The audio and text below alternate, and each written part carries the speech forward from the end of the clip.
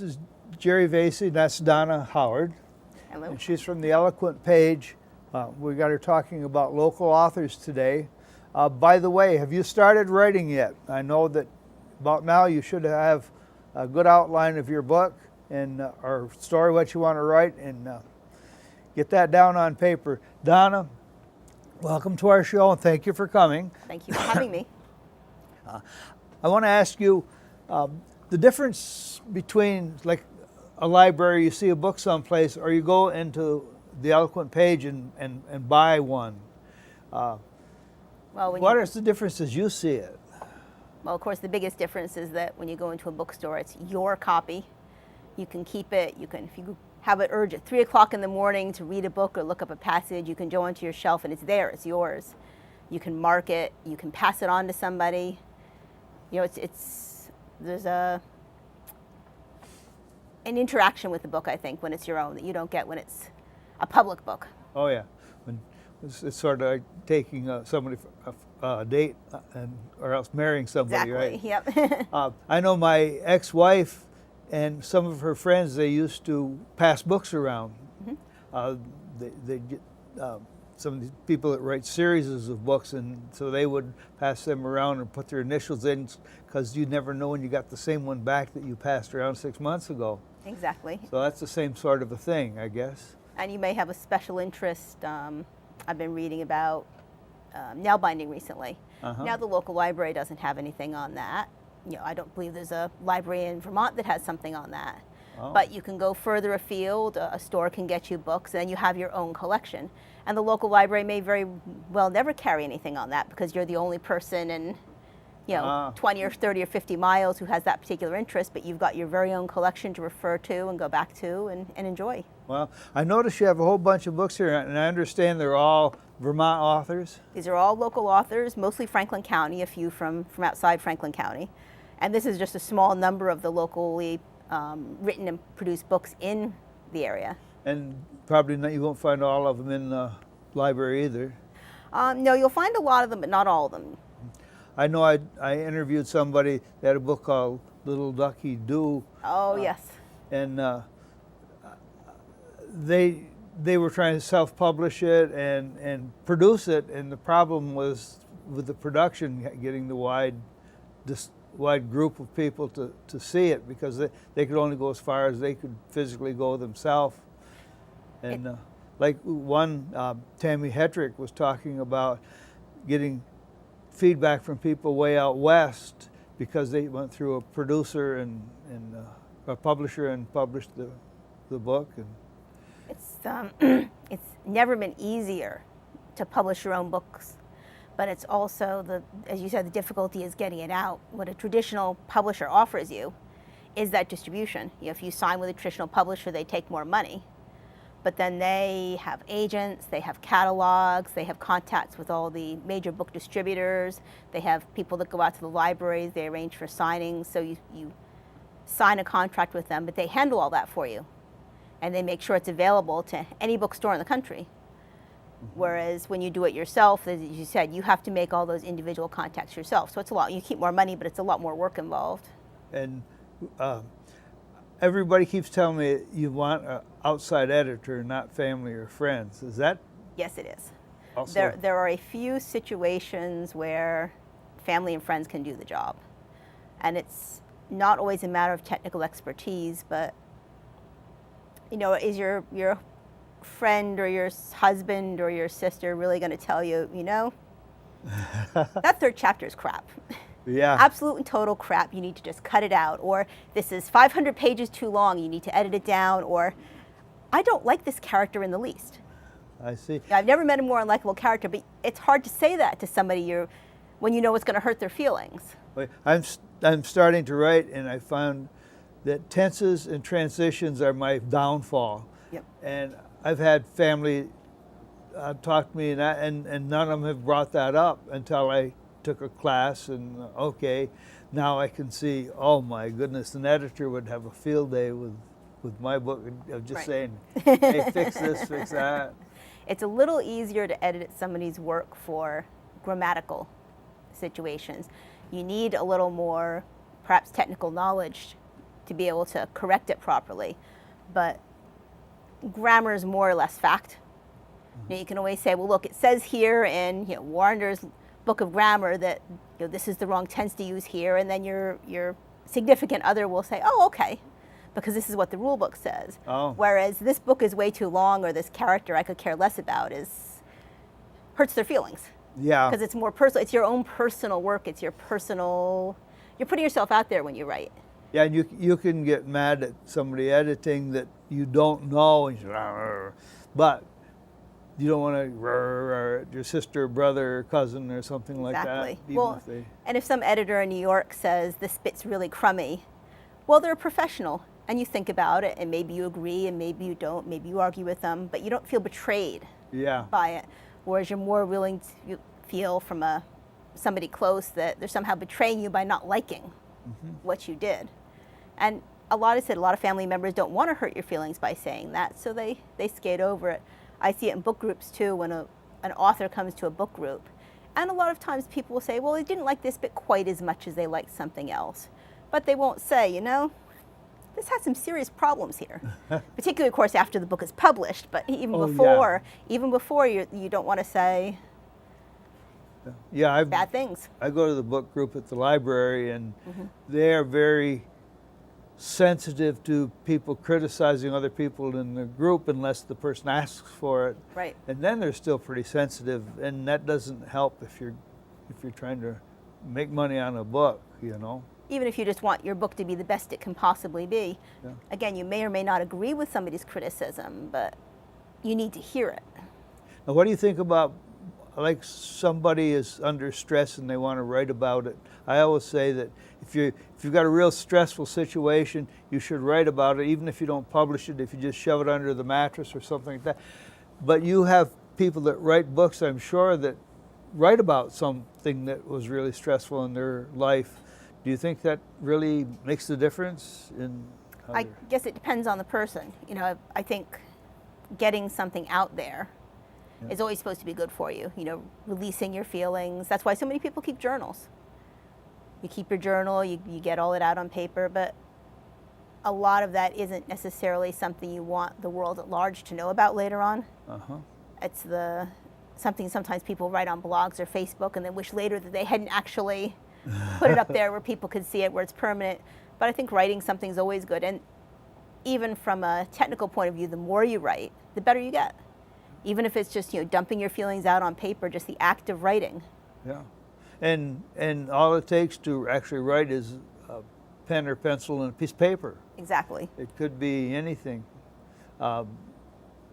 Everybody looks at beautiful books like this and covers. Covers too are another thing I keep hearing about from writers that they'll go for a cover and there'll be a big discussion about, you can't tell a book by its cover, but it makes a huge influence in if you want that book or not. You look at a plain cover with just printing on it, it's not going to attract you very much. Well, it's, to a certain extent, the cover is a statement of what your book is about. You're saying something about your book. Am I serious? Am I a light book? Am I locally oriented? Am I a mystery, a thriller? You see a big, dark cloth binding with black lettering in that. You tend to think of something scholarly, something serious. Maybe a textbook of that. I suppose it's a little like dating. The people who are bright and attractive and light up the room always get a little more attention than the people who are quiet and subdued and sit in a corner. So the people you gravitate to first. I think I just disappeared from view here. So actually, a book talks to you. Like, you've got this huge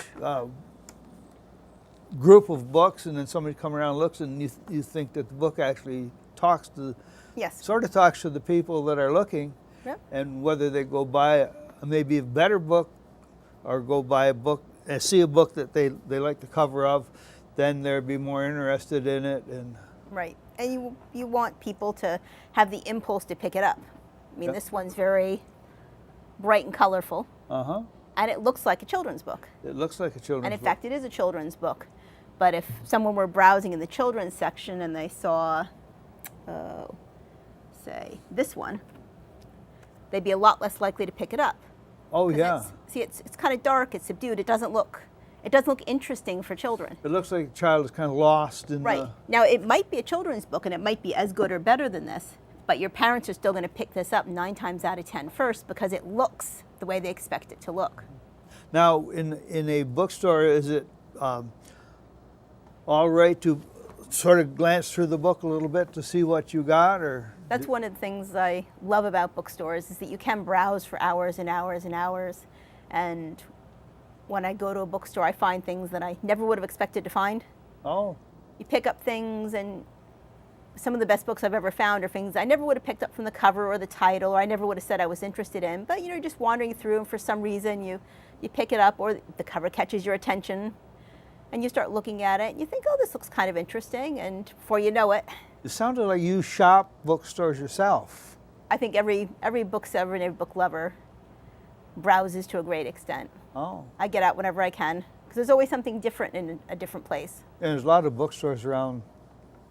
I know yours used to be sort of hidden on Catherine Street, and now it's out on the main street. Yep. And every time I go by it, I say, "Oh yeah, I gotta stop there." You know. It's what I love about used bookstores too, is that you go to a new bookstore and they have some wonderful books, but you get 10 copies of this book that's on the bestseller list, and you get 20 copies of that book that's on the bestseller list. And when you go to a new bookstore, it's one of this and one of that, and all these weird and wonderful books that, often I said you've never seen before.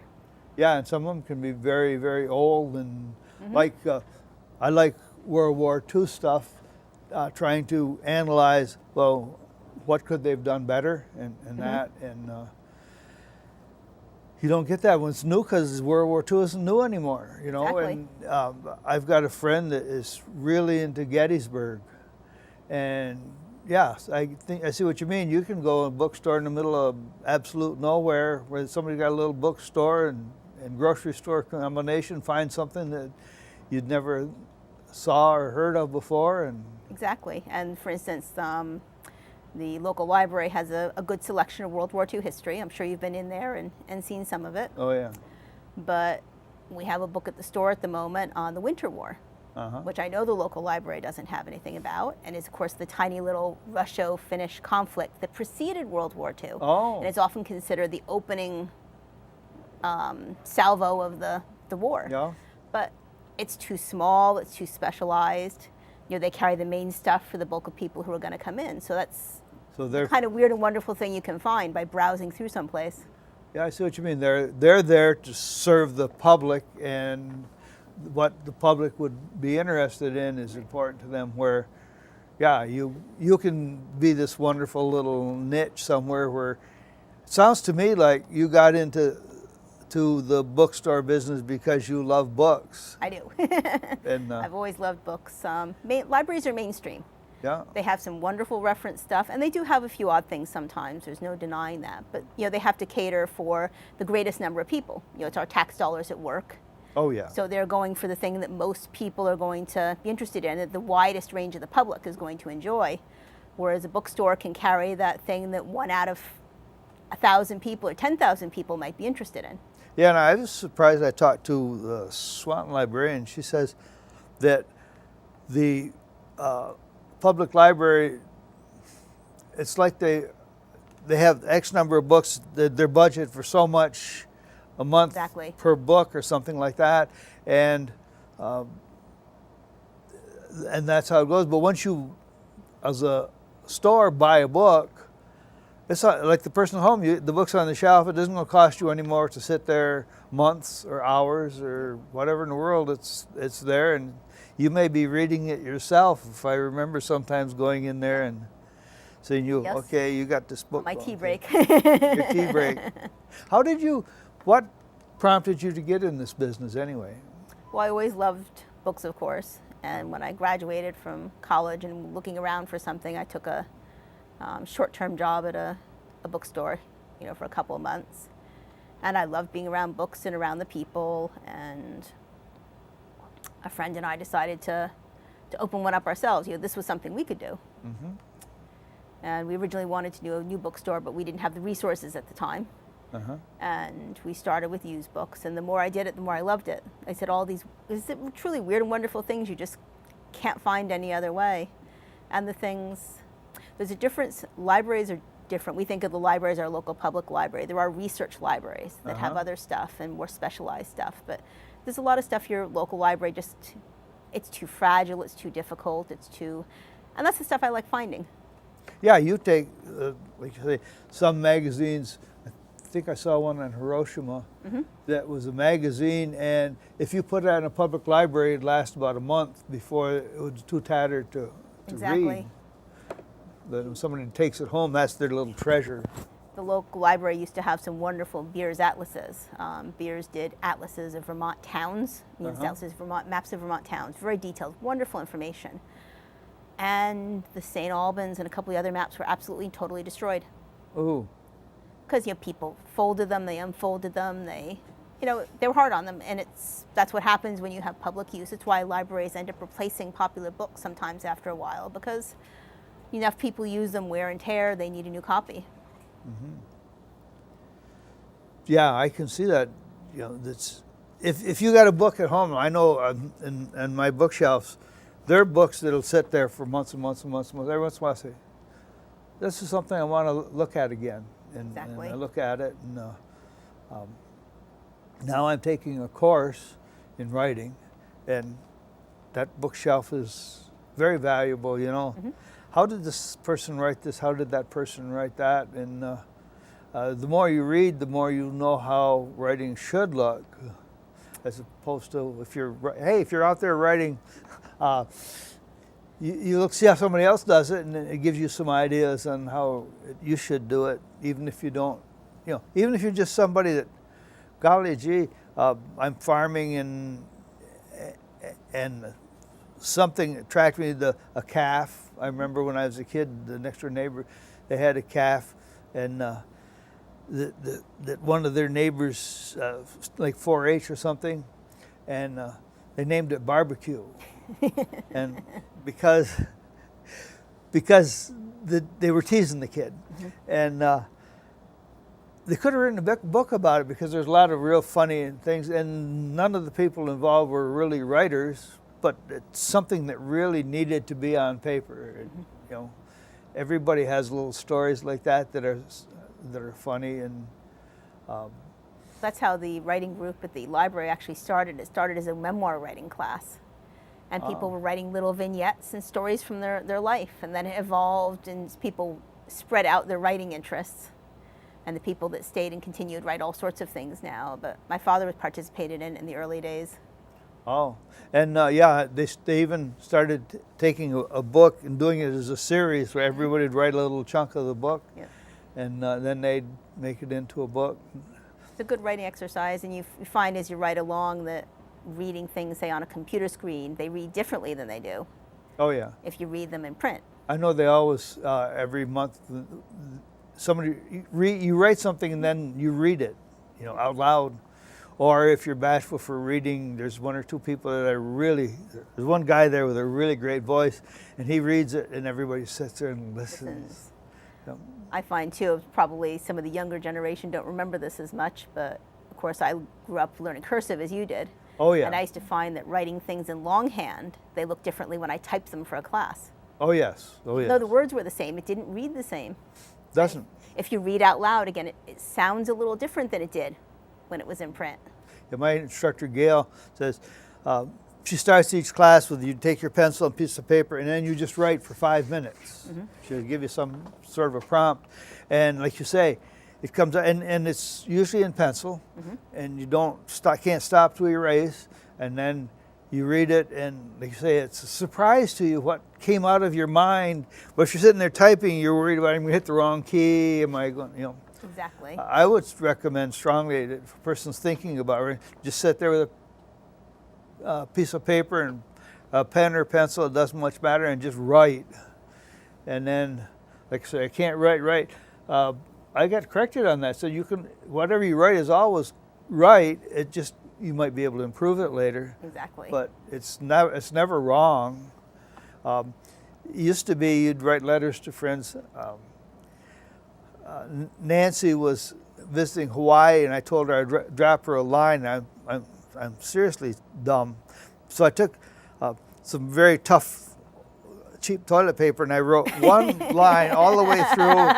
Every day I'd write some more and some more and some more and some more. She still got it. I don't even know what I wrote, but I just would write for so many minutes because I was a little lonesome, and it's still packed away someplace, and someday we'll probably read it and laugh together. But I just wrote. I said, oh, yeah, I think I told her I'm only going to write you one line. So I wrote her one line. But it's still, writing is writing, and people out there that are a little concerned about writing, about their writing quality, I don't think they should. I think they need to get it out of their mind.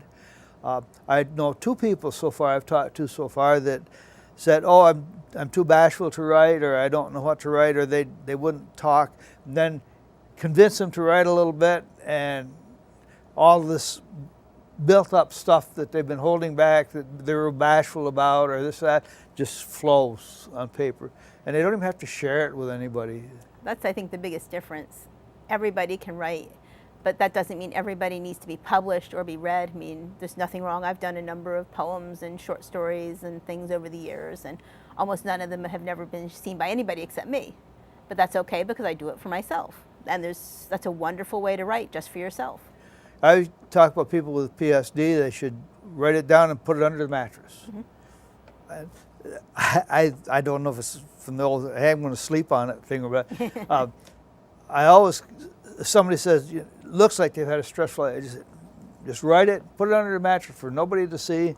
Maybe your great-grandchildren someday, when you're long gone, somebody will find something you wrote and read it and be fantastic, But it's your stuff. You don't need to share it with everybody.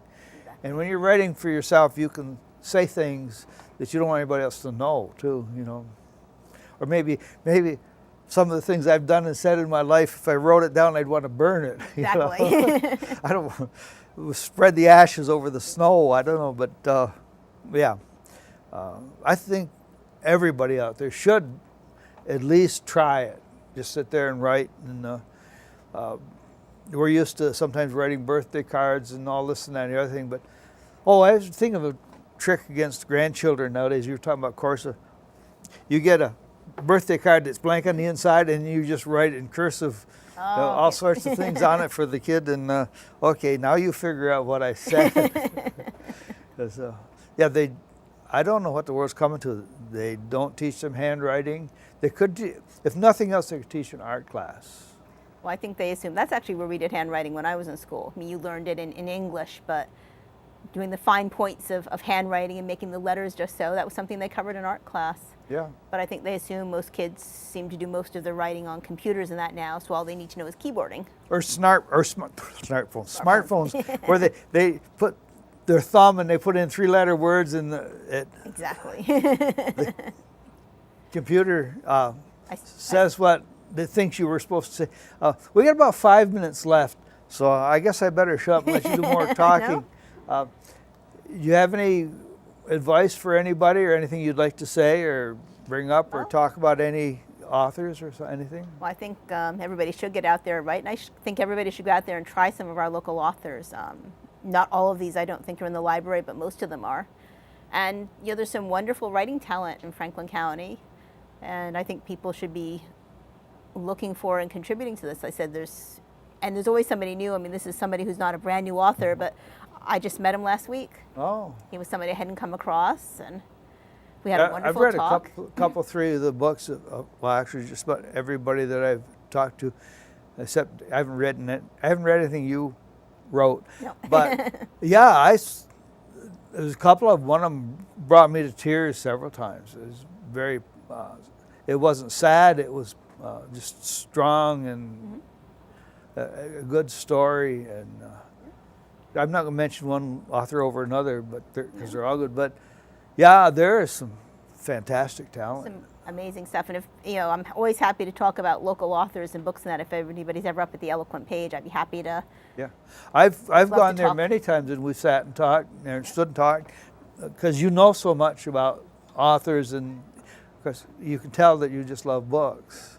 I do have a lot of signings too, so we get a lot of local authors coming down to meet the public. We had 2 this past weekend.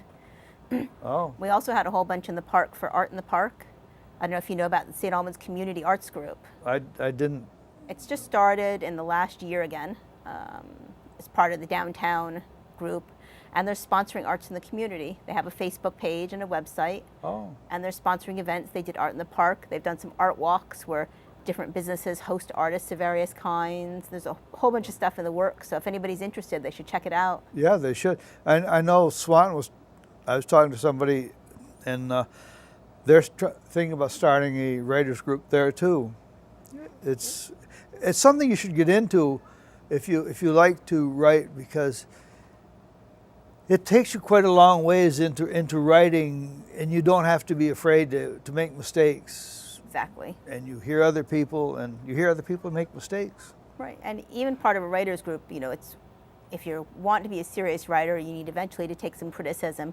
But you can join a writer's group and say, I just want to share this. Yeah. I don't want to hear anything about it. Please don't. Yeah. I just want to share this, and everybody's very respectful of that because they just want to hear you. Yeah, I had one in a writer's group that she'd been there for almost a year, didn't write anything until somebody said, "You're amongst friends, we don't care what you write, whether it's good or bad." And she wrote some beautiful stuff.